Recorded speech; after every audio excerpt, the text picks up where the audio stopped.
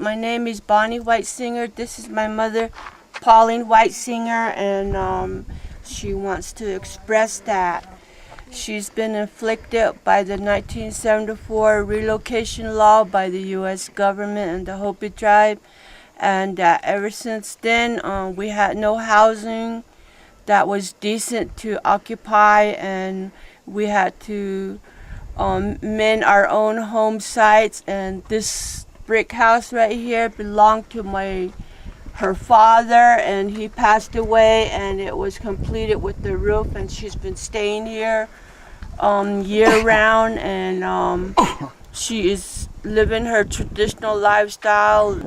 She wants a different home site that is not rotting to the ground, and her hogan poles are rotting because it was made by her dad like 100 years ago, and it's still standing, and it's not safe to live in, and she needs the assistance of the outside people, support people to help her furnish a new hogan.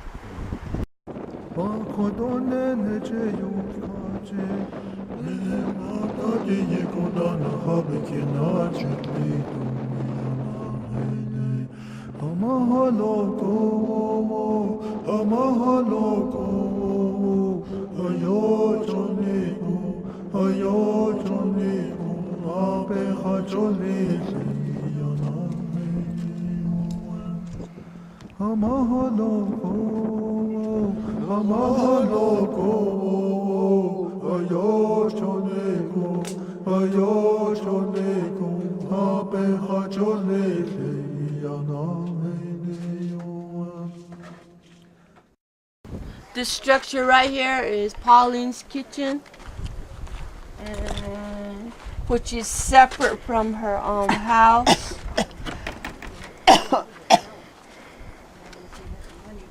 Follow her.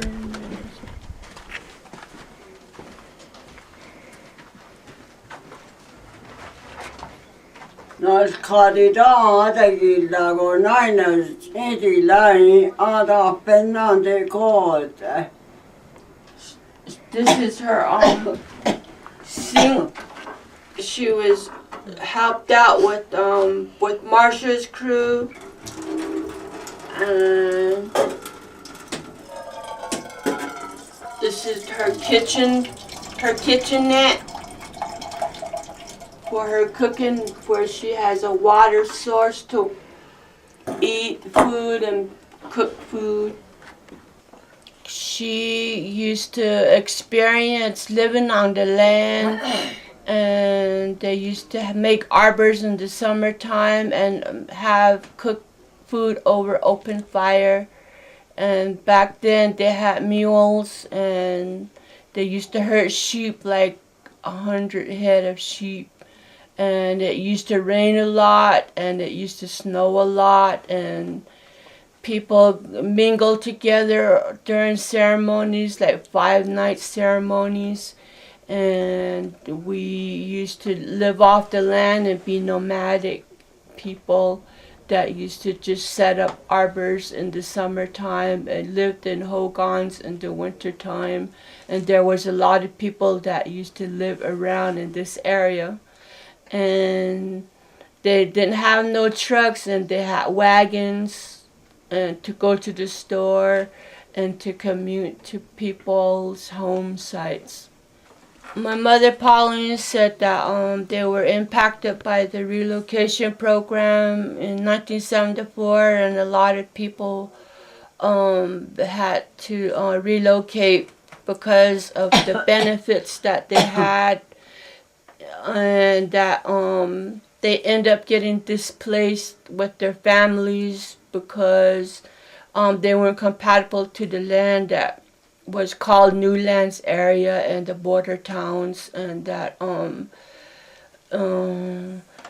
they got inflicted with alcoholism and landless young families, and they missed the land that was here that they left behind, and they died from sorrow and grief, and that they weren't able to practice their traditional lifestyle. They weren't doing ceremonies, and a lot of medicine people died off because of the relocation program, and the young people fell into alcoholism and drug abuse and suicide. She wanted to stay on the land because there's some people that have kind hearts to issue solar lights and water hauling projects and other relief projects that was provided for her and her grandchildren, and she wants to stay on the land because her grandparents and her parents told her to hold on to the land for the livestock and to keep the livestock, because there's prayers that are made with the projects to make hogans and to keep on living the traditional lifestyle. The importance of the sheep is that the sheep